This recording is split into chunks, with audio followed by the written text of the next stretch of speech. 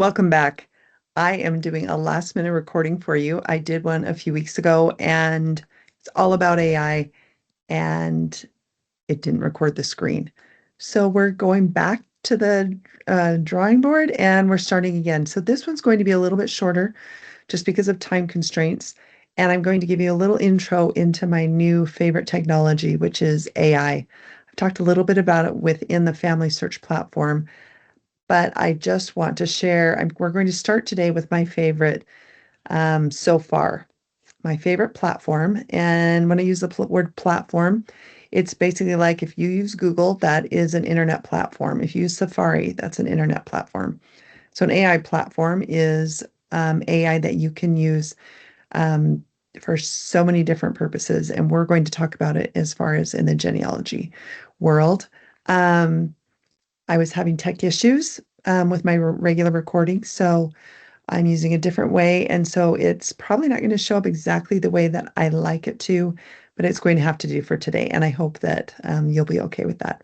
So let's talk a little bit about what AI is. So it's artificial intelligence. What we're using for our purposes is called a large language model. Um, I can't tell you all of the tech things about it. I just know that it is one of the fastest growing technologies in our lifetime.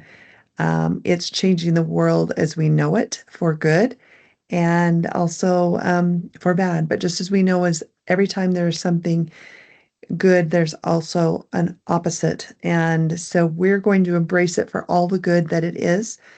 We've had Elder Gong who has encouraged us to study and learn all about AI that we can and use it to help further this work, help hasten the work, to shorten processes that could be shortened so that we can have time for the more important things. So I am continually testing out and using AI. One of my favorite things that it can do is that it has the ability to read old records or even newer records. It can help streamline your researching. It can help you find out more information about an area where you want to research. So, what's the difference between a Google search and an AI search? So, Google, you'll put a few words in, and then it will bring up a whole bunch of lists of websites. And usually the top one that appears is usually a paid site. Then you scroll down and you click on a website and you click around in it and see if you can find what you want. With AI, it will give you answers. And if depending on the platform, it will give you links, or if you ask for links, it will give you links. So Perplexity is really good at giving links. So is Grok, and so is Claude. Claude not so well. ChatGPT can. Claude will if you ask it to, but Claude at this point is my favorite. Um, so we'll talk about this, and you're probably thinking, what are all these names? Claude and Grok and ChatGPT. Probably most of you have heard of ChatGPT. Um, it can be very, very powerful. Today I was talking with a colleague and I said, "What's your favorite?" And he said, "It depends. Depends on what I'm doing." So one thing that I would like you to know is that all of the AI platforms are free. You create an account just like you would create in a Google account. So you have a username and a password. And all of them are free and they have a limit as far as how many searches you can do per day. And then it will cut you off. I think Perplexity is about three. Claude is quite a bit more, and they will max out, and then it basically resets out 24 hours.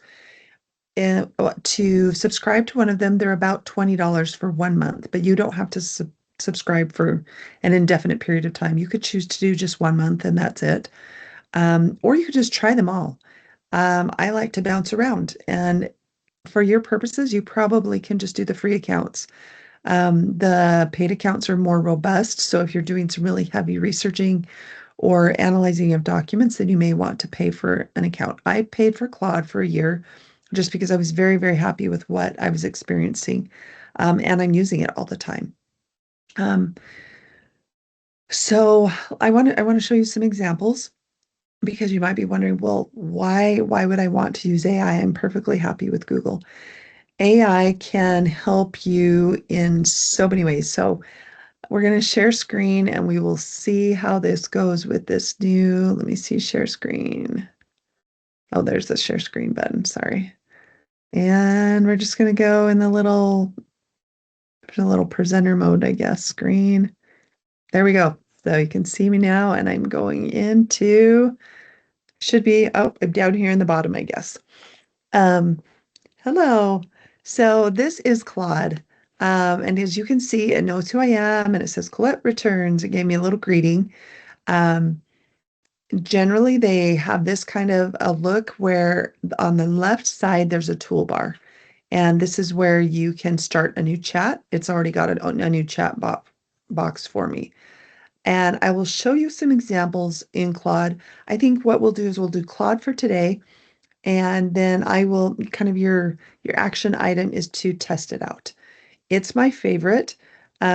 You have the ability to change privacy settings so that they don't share um, your chats with their learning system so that it can become part of their learning model.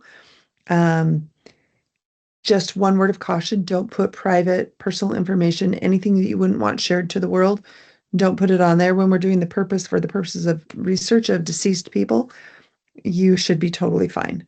Um, it does have the power to calculate numbers and all sorts of really, really cool things. So if we were starting a new chat, we would click here. Um, but I'm going to show you some of the chats that I have done. So I have 247 chats, and let me just do parish. This was one of my first things that I did. So I did a translation of 1714 parish register. And this was when I was in a class at Roots Tech. And it was the first time that I was hearing about AI. And we had taken a picture when we were in Wales of this parish register. So I had a picture of it uploaded onto my computer. And this is what it looked like right here. So you can see this. So I was just a test. I did it on my phone and I didn't even really know how to do a prompt. So this is a prompt. Translate the document. I was used to a Google prompt. What we'll be teaching you is how to do prompts that are longer and more specific to help you out. But what was amazing is that it tells me this appears to be a parish register from 1714, recording baptisms, burials, and marriages in a Welsh parish, likely Llanspytted, which is right, which it mentioned repeatedly. Here's the translation. And look at this. From that handwritten record, it typed all of that out. So I wanted to do a study of this parish and find that people with the same family names or this place called Penpont, which is where the state where my husband's family lives. So I scrolled down. Once this was done, I decided I wanted to ask it to put it in table form. So before I show you that, you can give it a thumbs up if it was really good. So I'm going to give it a thumbs up and I could say why. I'll just say very accurate transcription. It helps teach it when you give it the feedback. If it wasn't very good, you can give it the thumbs down or you can ask it to retry. This little paper clip here means you can copy it and you can paste it into a Word document. So I said, please put this into table form. And it says I've arranged this into a clear table format. So when I click on this, look at this beautiful table that appears. I've got burials, I've got the names of the children, the parents, and I can go up here and I can say copy, and then I can paste that into a Word document. Sometimes it's not perfect. When I go to paste it, it doesn't do as good of a job, but you just have to play around with it and see what kind of results you get. All right, let's show you another example. Um, you can see I'm doing all sorts of different questions. So I'm going to go down to, all right, here's an historical Swedish estate document. Let's click on that. So I had copied this from, there's another website called Transcribus, and we'll talk about that in a future time. But it had translated a handwritten document similar to the one that I just showed. So I wanted to test this out and see what Claude would do. So I copied that and I pasted it in here.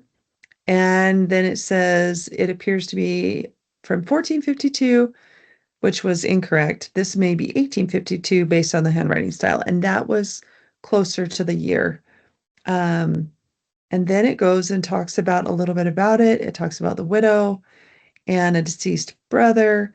All of these things I would have to double check, but that's another example of something that it can do.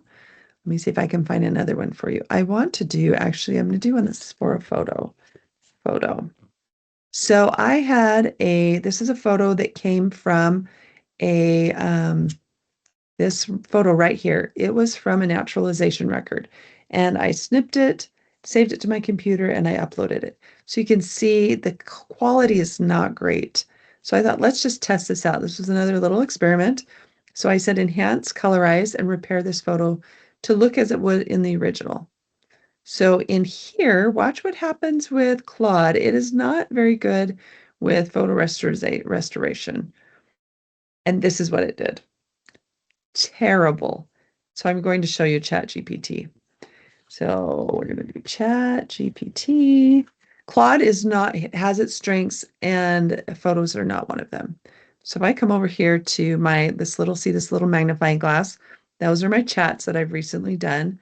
And I'm going to do photo, and hopefully it will come up. I'm doing this live, and photo enhancement request. All right, let's see which one I did. So this is that one.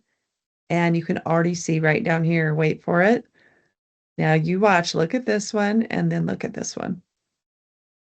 Is that not incredible? Okay, I want you to pay attention. There's something wrong with this photo that it did not do very well. See this right here? This is actually a girl. ChatGPT put a mustache and gave it kind of a boy haircut, when in actuality, we go back, she's actually a girl with this, so you can tell this is a dress, but it actually did a surprisingly good job of colorizing it. So you can see the potential. It's going to continue to get better and better. Let me see if I can find another example. Okay, this is another a caution when you are doing photos. Let's say you create a photo, you can ask it to create a photo. The caution is to not create something that somebody might think was from a certain time period and it was not. So one of the suggestions is to ask it to do in a watercolor or a pencil drawing so that it can't be mistaken for something that might have been during that period. Let's say I said I would like a photo created for 1820, and there were no cameras during that time. So this is an image request. Let's see what I did on this. Oh, this was one. This is after President Nelson died. I said, can you create a beautiful image of a laughing Russell M. Nelson with a Salt Lake Temple? And this is what I did. It did a pretty good job. Not too bad, not too shabby. Let me see if I can find another one for you. Okay, this is an example. So those are some examples of photos. And you can just remember, Claude is not very good at that. But I wanted to know a little bit about this Horby parish. So this is where it can really help you in your research. I said, what can you tell me about Horby parish in Holbæk, Denmark? And so it gave me some quick facts. It gave me a little bit of information about the church. It gave me, if these are some links, so it gave me family search. It also gave me one in Denmark, so I can click on that and it will take me to that website. And don't worry if it's in Danish, you can you usually have the ability to change it into another language. If you're using Google Chrome, which I am not right now, I'm using Safari, there's a little button that you can change it to English. Let's go back here. I want to show you the difference between ChatGPT. So it gives me some practical tips, some links. So this was a Map Carta. This was a Lex, which is, I believe, a Danish site. And then it gives you some other suggestions of things that it could do to help you. So if we do the same question, and this is what I challenge you to do, is to try the same question in multiple accounts. So I'm going to do a new chat, and I'm going to paste that in there and say enter, and watch what happens. Sometimes it takes a minute for it to think. So it's searching for information. And then it went to the family search page first to find out information for me. But do you see how it just appears just a little bit differently? It gives me a link to family search here as well, probate records. And so it gives me a little bit different information. I'll show you one more. I wasn't going to get into perplexity. We'll talk more about perplexity. But you could try ChatGPT, Claude, and Perplexity this week. And then next time, or in 2 weeks, it may be that we'll talk a little bit more about this. So I'm going to do the same thing and I'll watch what happens with the sources with this. And notice if there's any pictures. Generally, Perplexity, here you go. Perplexity will bring up pictures.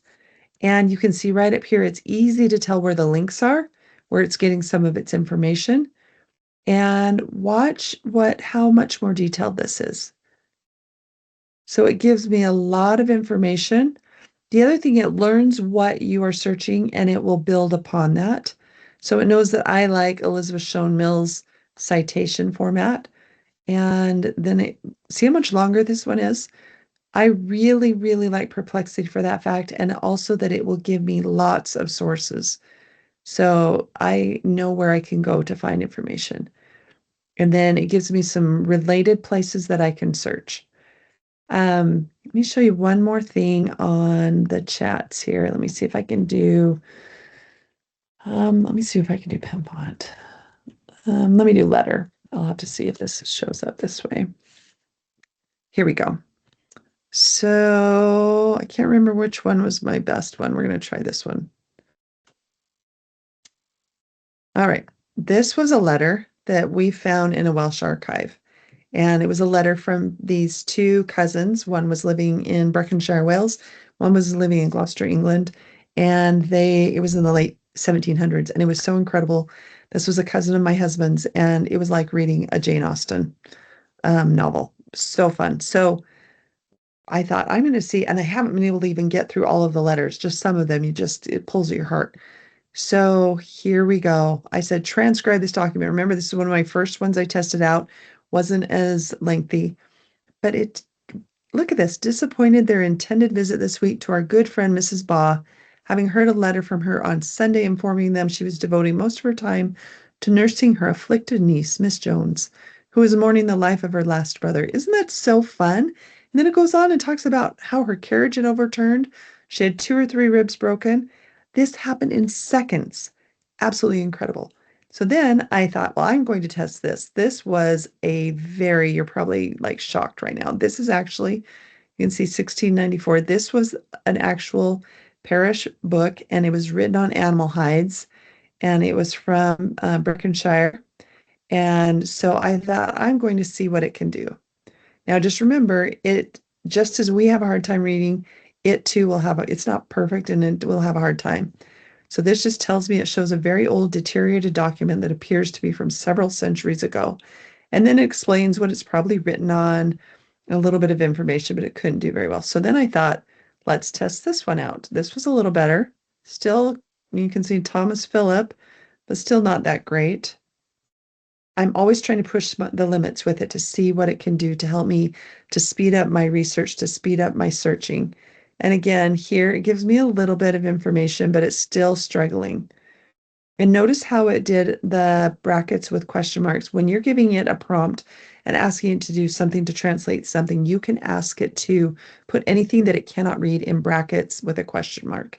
And that will help prevent it from what's called a hallucination.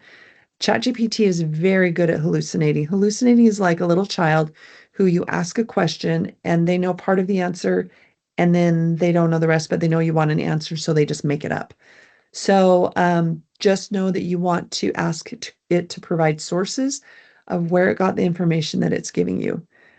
Or if it's transcribing something, to make sure only to put the exact same amount of characters as it's transcribing so that it doesn't make things up. So you'll find that you always need to fact check this, but it can really help you. So then I did this one.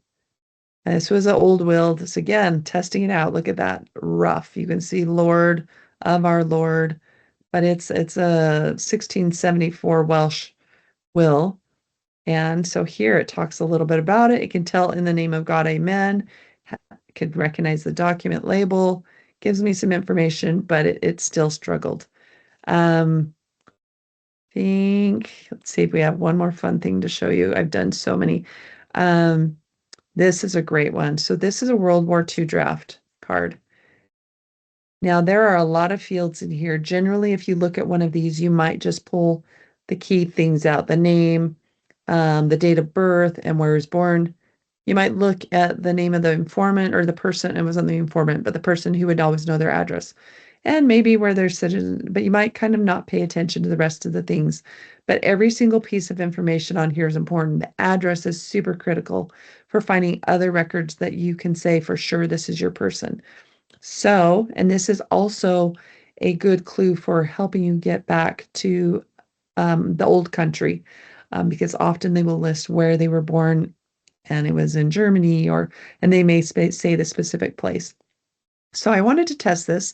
So I said, please extract all of the field names, so each of those little boxes, from this World War II draft registration so I can create a prompt template for future extractions. So I want to have the same thing that I can just copy from a Word document, paste it in here for the same type of document. And then I said, and then extract all of the information in every field. So I did this. I haven't even looked at this. I did this yesterday, let it do its thing, and I got busy. So let's check the uploaded file and see how it did. So that doesn't look that great. Not loving that. But it says, here's a comprehensive extraction for you. Oh, so I guess this right here was this. So it's telling me what the field names are. So I could copy this and paste this. And the next time I could put this in and it would be able to read it all and transcribe everything that's in there. So it gives me all of the fields, and then I would want to double check it against the actual image. But it tells me what I can expect to find. And then it did the extracted data. And look at this. It put this in a table. Are you just blown away? I'm absolutely blown away. And I wish we could talk so much more about it today. But my encouragement to you is to practice this. So I want to show you something. Her name, it says contact person, Mrs. Marie Anna Lukash, and it put it all together. But actually, it's Mrs. Marie Anna, and then her last name is Lukash. So you need to double check all of this, but this absolutely is a game changer for helping you to figure things out. You can see it a lot clearer. I can see his age right there. Um, and then this is my prompt extract. Oh, for future time. So I can copy this and paste it. It says this template will work well for your genealogy classes and research documentation. Is that not incredible? All right, we are going to close for today. I have so much more to share. It's late on Wednesday night, and we want to get this out to you tomorrow. I'm so excited for you to practice using Claude. I would start with Claude. If you've already used ChatGPT, create a free Claude account. You just sign up and just make sure you write down your password and username. And then if you feel adventurous, create a Perplexity account, a ChatGPT account, and start with those and start just practicing uploading a document, asking it questions, ask it about an area that you're researching, ask it to help you with a research plan. Let's say you're from the Philippines. You could ask what kind of records are available in your area where you live. Um, there are so many ways that you can use this to help you in your genealogy research. And I'll give you a little tip. This is nothing to do with genealogy, but let's say you look in the refrigerator and you have 5 things that you need to use, and you are like, how am I going to create something? And so you can ask it to help you find a recipe using these 5 ingredients. I tested that out and it gave me an amazing salad recipe. Um, and it was just seconds and it saved me time so I could do those things which were most important to me that evening, which was spending time with my husband and my grandson. So I hope this recording works. And next week, I have a really great story and experience about adding what you know. So join me for that. And then the following week, which will be the week of Thanksgiving, we will talk a little bit more about these AI platforms and how they can help you. So happy practicing and continue to use the AI research assistant on Family Search to help you find your family. And we'll see you next time.